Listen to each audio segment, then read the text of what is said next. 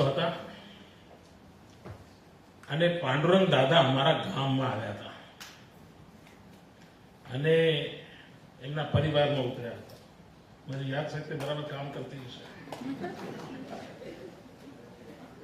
અને એ વખતે અમારા ગામમાં સ્વાધ્યાય પ્રવૃત્તિની શરૂઆત હતી અને એમના પરિવાર દ્વારા શરૂઆત થઈ હતી. અને જે નાના નાના બાળકો સ્વાધ્યાય પ્રવૃત્તિમાં ભાગ લે એટલા માટે સ્વાધ્યાય પ્રવૃત્તિ ધીરે ધીરે વિકસેલી પ્રવૃત્તિ છે. એટલે પાછળ જતા પાણી પાથરણું અને પ્રકાશની વાત આવી, પણ શરૂઆતમાં જુદું હતું. અને એવું હતું, મને યાદ છે કે નાના નાના ભૂલકા આવે તેમને સાકરિયા ચણાનો પ્રસાદ એક પ્લાસ્ટિકની કોથળીમાં આપવામાં આવતો હતો. પછી બધું બંધ થયું, પણ શરૂઆતમાં આપવામાં આવતો હતો. એટલે કમ્પલસરી હતું. તમને ગીતાના આટલા શ્લોક આવે એટલે તમને એક પડીકી મળે.